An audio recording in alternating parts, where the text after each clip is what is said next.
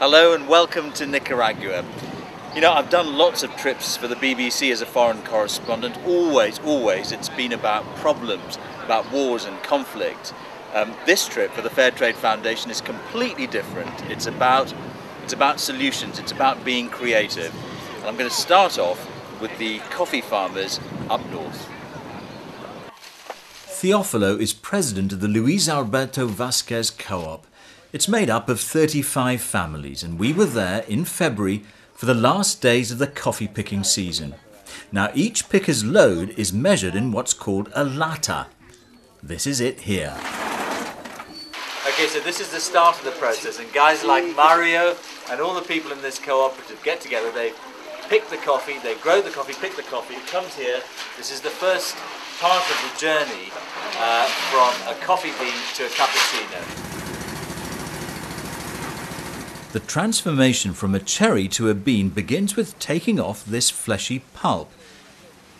Next, it's washed and dried again. Then off for quality control at a new plant partly paid for by the Fairtrade Premium. Meet Fatima and Alex. Their parents are still coffee farmers, but they're learning new skills as tasters. Fatima is doing extra studies through a scholarship funded with Fairtrade money.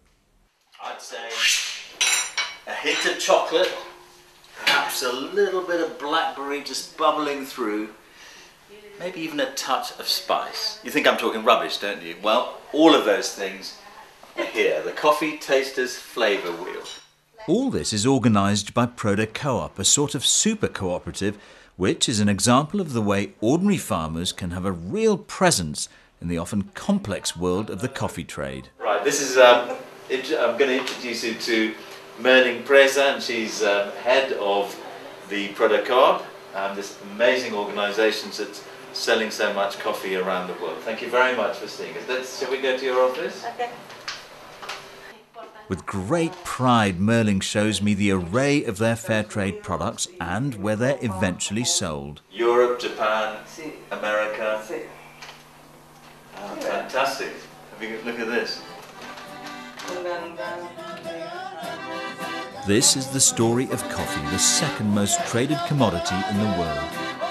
From growers to tasters, from farmers to families, here in Nicaragua, fair trade is leaving its mark.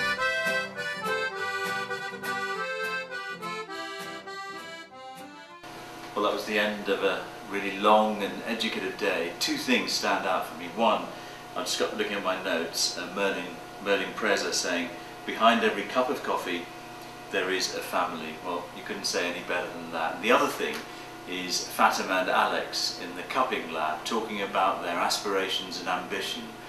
You know, you wonder whether they'd be thinking about the future like that were it not for fair trade and the certainty that fair trade gives them. Tomorrow, another product, another day. Sesame.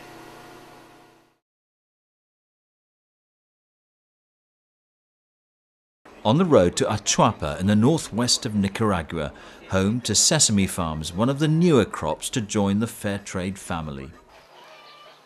I'm visiting the Juan Francisco Paz Silva Cooperative. Over half their production now carries the Fairtrade mark. There are 230 farmers. So I'm here now with all the members of the cooperative and Brigido, who is the head of it. This municipality is known as one of the poorest in Nicaragua, and Nicaragua itself is known as the second poorest country in the whole of the hemisphere. And that's what the economists tell you.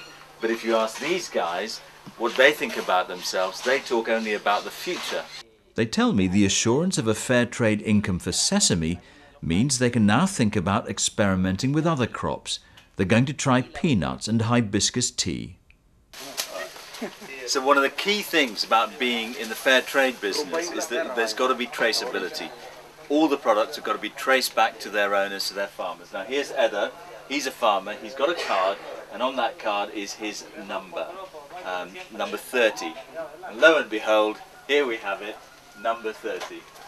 Though tracing crops is really about ensuring quality, I suppose it also symbolises the link between consumers, wherever you are, and the producers in countries like Nicaragua. Well, you've seen what I've seen, and I hope you're as enthused as I am. My lasting impressions, they're not about minimum price or production or diversification, though all of that is really important. What I've learned really is that fair trade is a constant. Good years come and go, Hurricane Mitch comes and goes, World Trade Organization meetings come, go and fail. Fair trade is there, it's always there. That's the difference.